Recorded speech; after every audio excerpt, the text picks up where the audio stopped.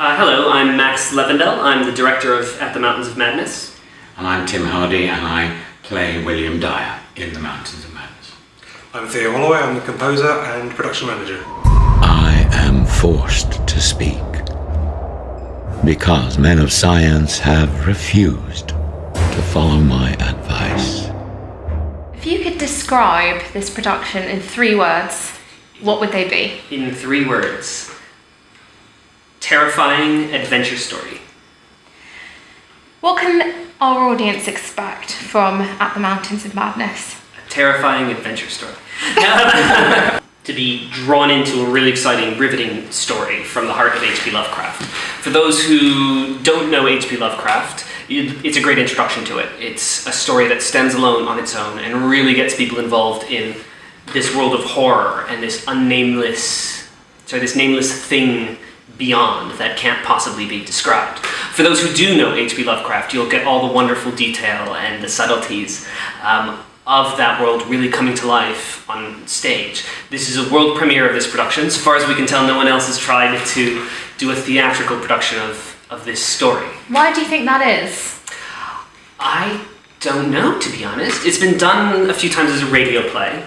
And I think one of the things is, since this really feels like one man's journey through the Antarctic, you need a really profoundly good actor to play William Dyer, to be the lead in this, to carry it through from beginning, middle to end. It's such a fantastical story that to keep it believable and truthful, that's what you need, and maybe nobody's ever found it. That there will be doubts regarding these truths is inevitable. Can you just give us a bit of insight into your character? He's a scientist. He's a stoic. And his story really is that on an expedition to the Antarctic, he has seen something so terrible that he can't even give it a name.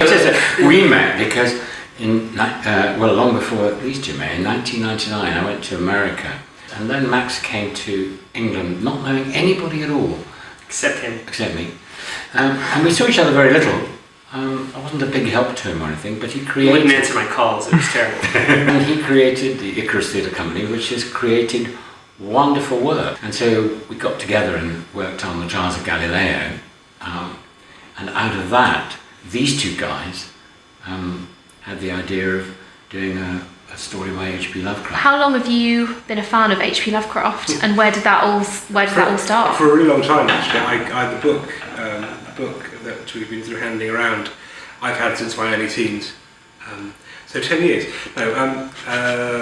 Since my early teens. And I don't know, I think it isn't one of those things. I didn't sit down one day and go, let's do H.P. Lovecraft. But in my work, I have a whole bunch of things I'm interested in, and things happen, and I go, that's interesting, wonder if that would work, wonder if we could do this. And a whole suddenly all these different things, and a practical situation. I had my relationship with Max, and we did Galileo. We got to a point I went, and I had previously wondered if you could do Mountains of Madness somehow. But having worked on Galileo, and talked to Max about related things, and then I thought back to having thought about the story, and then all of a sudden you got to a point of going, well, all the bits fit together. So, why don't we do it? Max, why don't we do it? And surprisingly, Max said yes. So here we are. This is just something that's really fun for all of us to do. You can't do this story as just here's a bunch of stuff that happened. You know, like you would do if you're making a film or a TV program. Here is a narrative. Actually, it's about the storytelling. It's about the relationship the storyteller, William Dyer, makes with the audience. You know, is he a very brave man holding it together? Is he gone mad? You know, how do we feel about that? And it's going with this journey as he relives the experience. Mm-hmm. I think this is one of the things that really struck me about Galileo and set it apart from the other one-man shows I'd seen. In that it was, in that conversational style, made it more of a kinetic and aggressive story, and had more momentum to it, rather than making it conversational and on the back foot. It was really engaged, and I think that's what made me want to work with these 2 gentlemen again so much, because while it was a nice thing, that aspect was a nice thing in Galileo, That's what's absolutely necessary in this story. You I think any story you tell.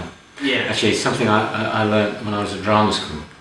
And this guy, and I tell the students there now where I work, whenever you can, cook it on stage. Don't arrive and say, here's a series of prepared thoughts, ladies and gentlemen, so I'm now going to warm up for you. Actually relive it so you really see what it is you're talking about rather than describe it. And that's the whole art of it. Rest, sleeping abnormalities, awake, and blasphemous nightmares.